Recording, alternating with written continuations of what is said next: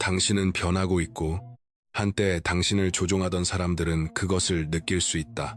이제 당신의 눈에는 무언가 달라진 것이 있다.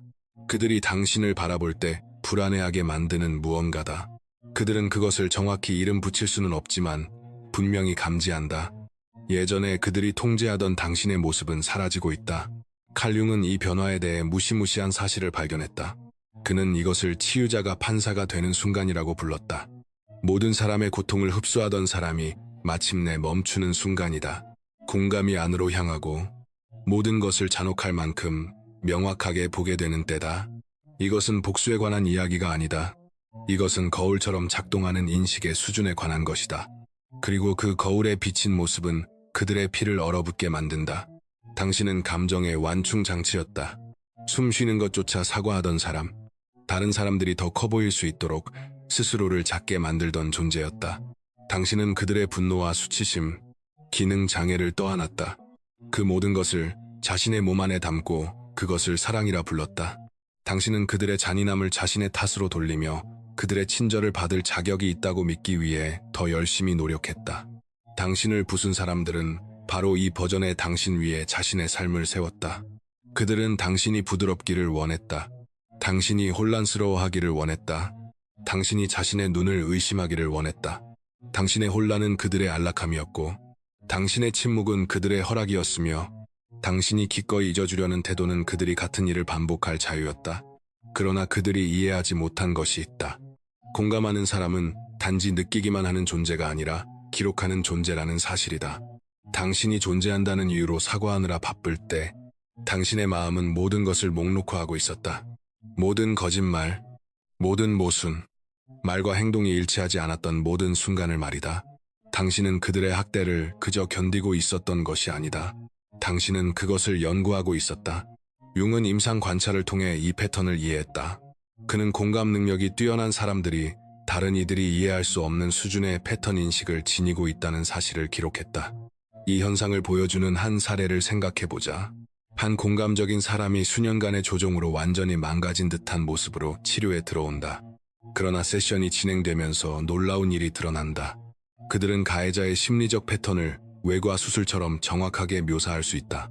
어떤 말이 어떤 반응을 유발하는지 정확히 알고 이상화와 평가절하의 순환을 이해하며 독성 관계의 감정적 지형 전체를 이미 지도처럼 그려놓았다. 그들은 학대를 겪고만 있었던 것이 아니다. 자신을 해친 모든 사람에 대한 정교한 심리 프로필을 무의식적으로 기록하고 있었던 것이다. 그리고 그 지식을 단 한 번도 사용하지 않았다. 내부에서 근본적인 변화가 일어나기 전까지는 말이다. 그 변화는 공감이 마침내 자신을 향했을 때 일어났다. 이것이 융이 말한 그림자 통합이다. 평화를 유지하기 위해 자신의 인식을 억누르던 것을 멈춘 순간, 보았던 것을 보지 못한 척하지 않게 된 순간이다. 변명할 필요조차 없는 행동을 더 이상 합리화하지 않았고 타인의 선택이 낳은 결과로부터 그들을 보호하는 일도 그만두었다. 이것은 공감 패턴의 완전한 역전이다. 수년 동안 당신은 타인을 더 잘 이해해 그들의 필요를 더 잘 충족시키기 위해 자신의 지각을 사용했다. 더 잘 사랑하기 위해 그들을 연구했다. 이제 같은 지각은 전혀 다른 기능을 한다. 당신은 그들을 완전히 이해하기 위해서가 아니라 스스로를 완전히 보호하기 위해 그들을 연구한다. 이때 그들은 두려움을 느끼기 시작하지만 그것은 당신이 목소리를 높였기 때문이 아니다. 그들이 두려워하는 이유는 당신이 조용해졌기 때문이다. 이제 당신의 침묵은 다르다. 예전의 침묵은 그들의 독성을 흡수한다는 의미였다. 지금의 침묵은 당신이 끝났다는 의미다. 당신은 더 이상 반응으로 그들의 기능 장애를 먹여 살리지 않는다. 그들이 작동하기 위해 필요로 하던 감정적 공급을 더 이상 주지 않는다. 조용한 공감자는 가장 위험한 공감자다.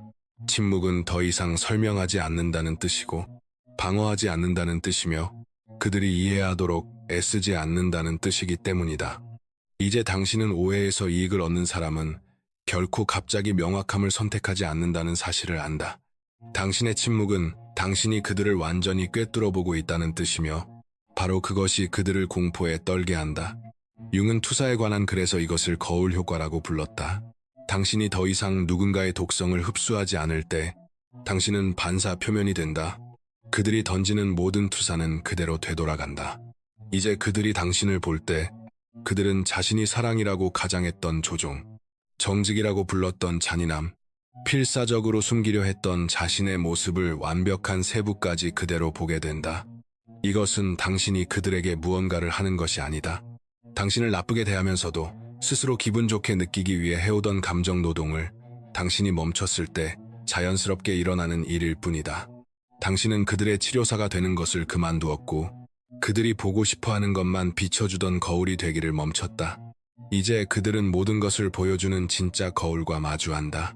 이 역학은 한 서사적 예시에서도 분명히 드러난다. 수년간 가스라이팅이 일상인 관계에 있었던 한 공감자를 상상해보라. 그들은 자신의 기억이 잘못되었다는 말을 들었고 인식이 의심받았으며 현실이 부정당했다. 그러나 어느 날 무언가가 바뀌었다. 그들은 기록을 남기기 시작했다. 날짜, 대화, 지켜지지 않은 약속들, 누군가에게 보여주기 위한 증거가 아니라 자신이 미치고 있지 않다는 것을 확인하기 위해서였다. 관계가 끝났을 때 그들은 그 메모를 다시 보았고 파괴적으로 명확한 패턴을 발견했다. 그 순환은 정확히 6주마다 반복되었고 매번 위반 이후 이어지는 과도한 애정 표현은 같은 각본을 따랐으며 사과는 동일한 표현을 사용하고 있었다. 혼란스럽고 예측 불가능하게 느껴졌던 것은 사실 정밀하게 반복되는 학대의 알고리즘이었다. 이것이 각성의 순간이다. 감정적 혼돈으로 보였던 것이 계산된 통제였음을 깨닫는 순간이며 그 인식은 당신을 영원히 바꾼다. 조종자는 이 변화를 본능적으로 감지한다. 예전의 전략이 더 이상 통하지 않는 순간을 알아챈다. 눌렀던 버튼이 더 이상 같은 반응을 내놓지 않고 죄책감 유발은 힘을 잃으며 가스라이팅은 더 이상 먹히지 않는다. 당신은 그들의 분노를 두려워하지 않는다. 공감자는 망가진 존재가 아니다. 그들은 변환의 과정에 있는 연금술사다. 당신은 더 이상 그들의 거짓말에 혼란스러워하지 않는다. 이때 그들 안에서 공황이 시작된다.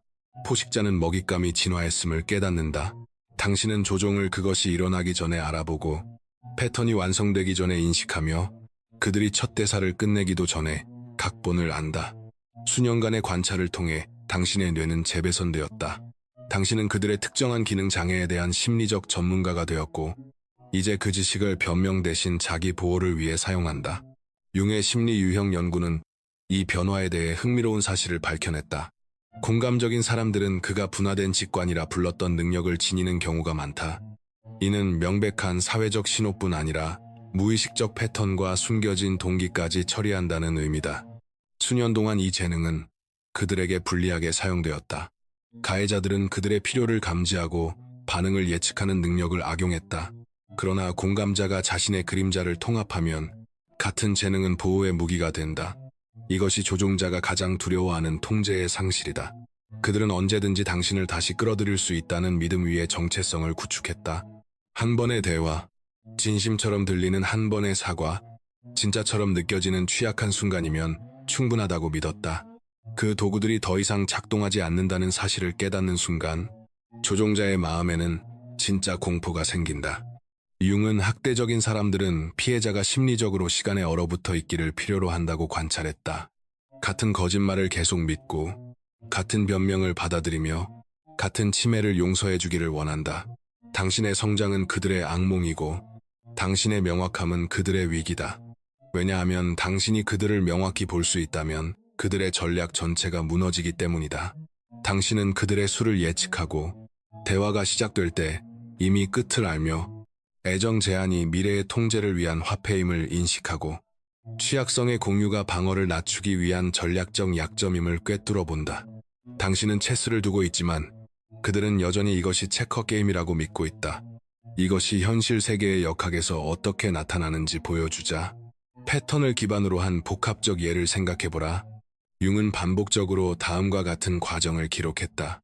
한 공감자가 독성 가족 구성원에게 마침내 경계를 설정한다. 그 가족 구성원의 반응은 예측 가능한 순서를 따른다.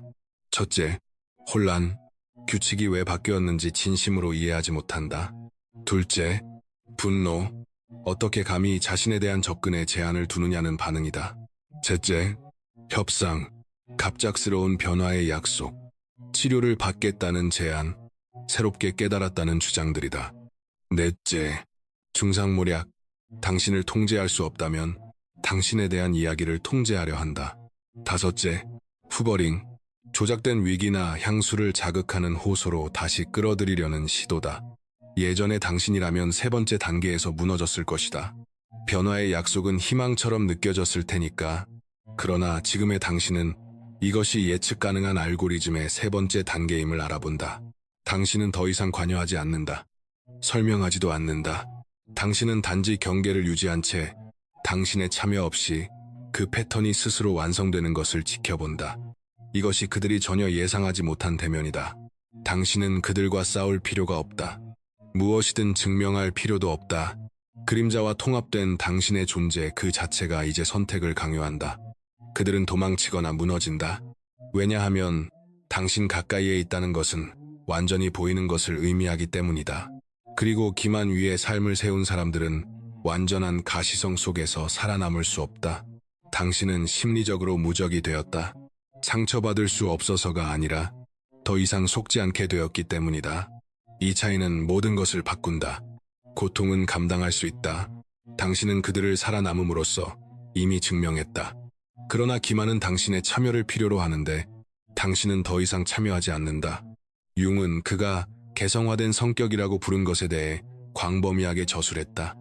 이는 자신의 빛과 그림자 측면을 모두 통합한 사람을 의미한다. 그들은 약하지 않으면서도 친절할 수 있고, 순진하지 않으면서도 사랑할 수 있으며, 어리석지 않으면서도 용서할 수 있다. 이것이 바로 당신이 되어가고 있는 모습이다. 차갑지도 잔인하지도 않은 의식적인 상태다. 이 무서운 버전의 당신은 사실 가장 건강한 버전이다. 당신은 친절을 잃지 않았다. 당신은 열쇠가 필요한 문 뒤에 그것을 두었을 뿐이다. 이제는 누구나 접근할 수 없다. 누구나 그럴 자격이 있는 것도 아니다. 이것은 잔인함이 아니다. 이것은 지혜다. 유독한 사람들에게 무서운 점은 그들이 그 자물쇠를 딸 수 없다는 것이다.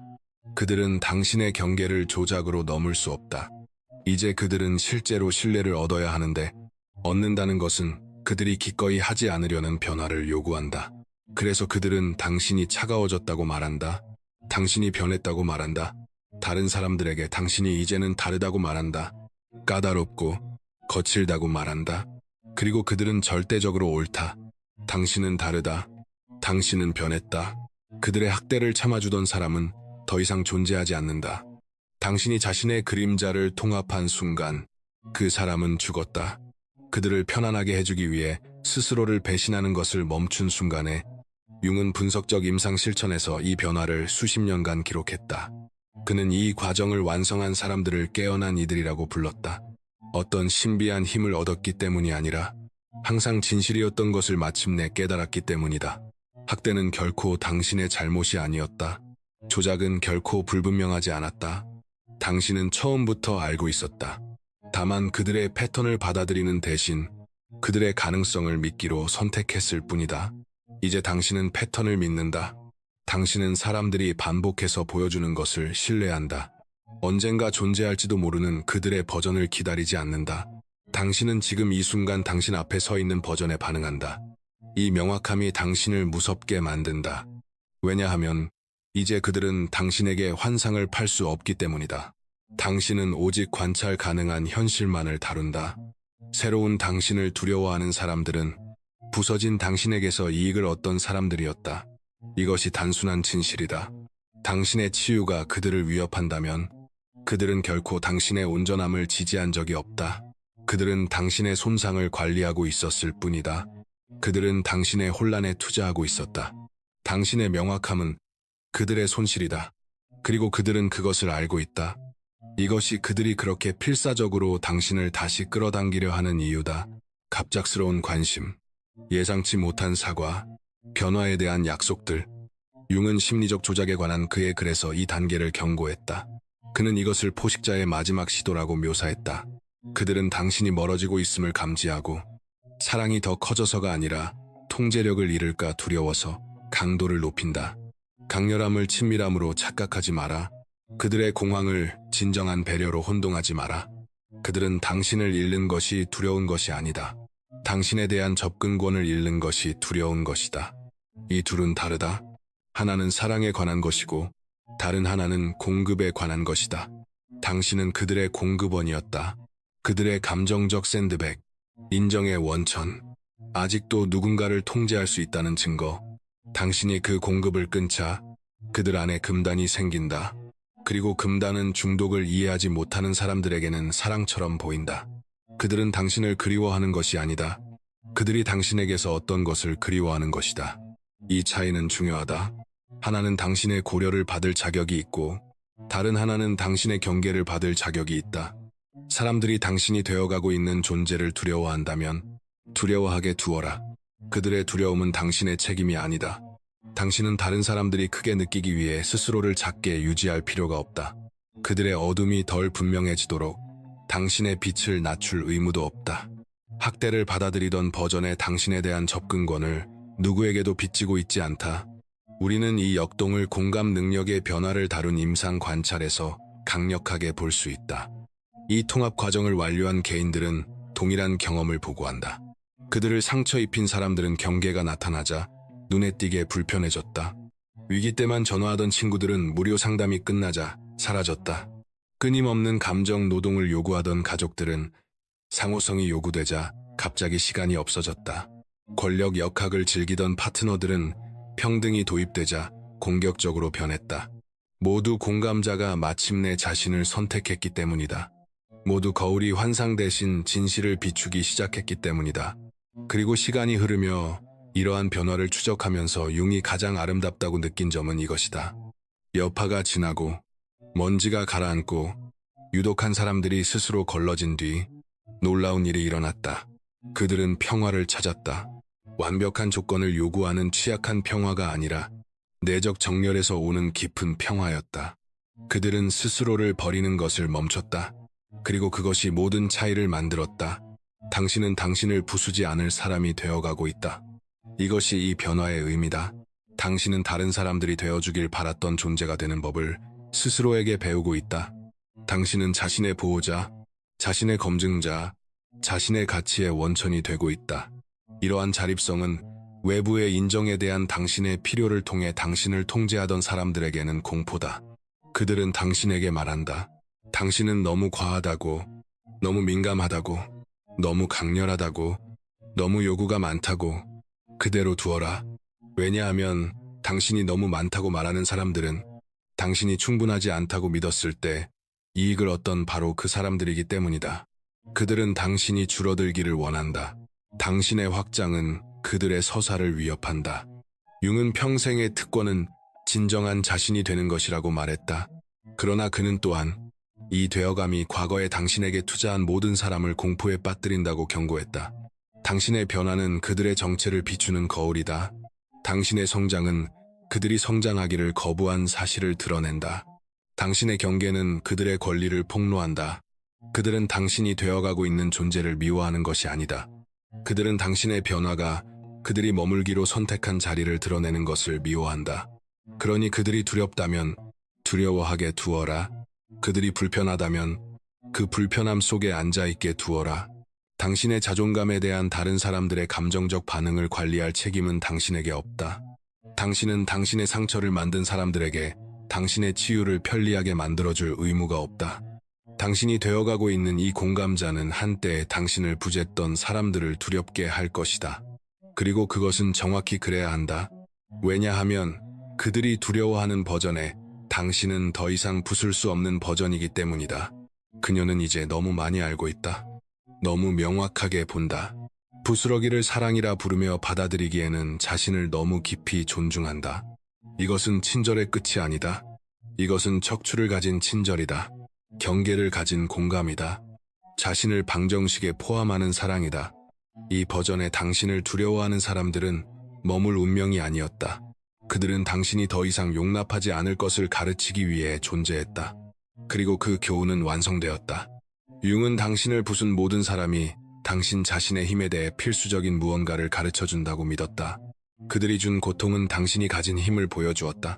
왜냐하면 당신은 그들을 살아남았기 때문이다. 그들이 당신에게 할 수 있었던 최악의 일을 당신은 견뎌냈다. 그리고 이제 당신은 안다. 당신이 감당할 수 없는 일은 아무것도 없다. 당신이 꿰뚫어 보지 못할 조작은 없다. 당신을 다시 끌어당길 죄책감 유도도 없다. 당신은 이제 깨어있다. 그리고 깨어있는 사람들은 당신의 잠을 필요로 하는